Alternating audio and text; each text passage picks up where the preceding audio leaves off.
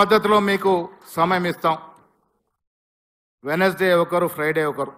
మీరు ఏ శాఖ మంత్రి అయినా పర్వాలే, కానీ గాంధీ భవన్కి సామాన్యుడు వస్తాడు. ఎందుకు వస్తాడు? గాంధీ భవన్ కాంగ్రెస్ హెడ్ క్వార్టర్ కాబట్టి. మా బాధ అయినేవాడు అక్కడ ఉంటారని వస్తారు. మా గోడు వెళ్ళబోస్తుందని గాంధీ భవన్కి వస్తారు.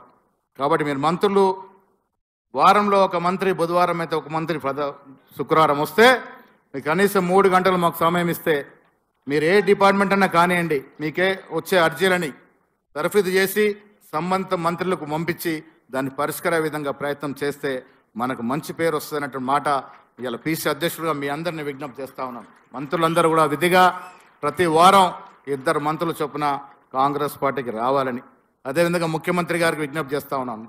నెలలో కనీసం 2 సార్లు మీరు గాంధీ భవన్కి వస్తే కార్యకర్తలు మీకు భద్రత దృష్ట్యా చాలా సందర్భాల్లో కలవలేకపోతూ ఉంటారు. వాస్తవం కూడా మీకున్న పని ఒత్తిడి ఆ రకంగా ఉంటుంది. ప్రభుత్వాన్ని నడపడం అంటే ఆషామాషి కాదు. అంటే కేసీఆర్ లాగా ఫామ్ హౌస్లో పంపుకొని నడిపే సందర్భాలు కూడా ఉన్నాయి. కానీ అంతకన్నా సిద్ధితో ప్రమాణం చేసి నిజంగా ప్రజలకు ఇచ్చిన ప్రమాణపూర్తంగా ప్రభుత్వం నడపాలి అంటే ఆషామాషి కాదు. కేసీఆర్ నడిపిన తీరు మనం చూసాం.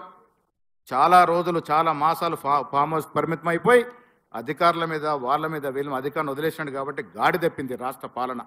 7.5 లక్షల కోట్లకు ఊరికే పోలే. ఇవాళ ప్రతి దాంట్లో మీరు నిశ్చితిగా ముందుకు పోతా ఉన్నారు. నిష్ణార్థమైనటువంటి మంత్రివర్గ సభ్యులున్నారు మీ దగ్గర. ఉత్తమ్ కుమార్ రెడ్డి గారు కానీ, కోమటిరెడ్డి వెంకరెడ్డి గారి గురించి మాట చెప్పాలి. ఎన్ఎస్యూలో నాతో పాటు పనిచేసినటువంటి నాయకుడు సుధాకర్ రెడ్డి గారు, నేను, కోమటిరెడ్డి గారు, మేమంతా కూడా ఎన్ఎస్ఏ ప్రొడక్ట్స్ పొన్నం ప్రభాకర్ కూడా ఎన్ఎస్ఏ యూత్ కాంగ్రెస్ నుంచి వచ్చినటువంటి ప్రోడక్ట్స్ మేము. ఎన్ఎస్ఏ మొక్కలం అనుభవజ్ఞులైనటువంటి వ్యక్తులు ఉన్నారు. పొంగులేటి తుమ్మల సీనియర్ నాయకులు, dynamic trouble shooter Sridhar Babu గారు ఉన్నారు. ఏ ట్రబుల్ వచ్చినా చక్కగా షూట్ చేసేటువంటి వ్యక్తి. అదేవిధంగా చాలామంది సీనియర్లు ఇక్కడ జీవన్ రెడ్డి గారు, అపారమైనటువంటి రాజకీయ అనుభవం. కేశవరావు గారు, చాలా సుదీర్ఘమైనటువంటి రాజకీయ చరిత్ర. గీతారెడ్డి గారు, ఇందాక ముఖ్యమంత్రి గారు చెప్తా ఉంటే నేను 25-30 ఏళ్ల క్రితం గీతారెడ్డి గారు నిజామాబాద్ తీసుకెళ్ళానమాట. ఇందిరా రూపవాణి ప్రోగ్రాంలో ఇందిరాగాంధీ వేషం వేయడానికి మేము గీతారెడ్డి గారు నిజామాబాద్ తీసుకెళ్ళాం. ఇందిరాగాంధీ వేషం వేసి ఆ రోజు ఆలరించినారు. సో ఈ రకంగా రాష్ట్ర కాంగ్రెస్ కమిటీలో నాయకత్వాలు ఏమీ లేదు.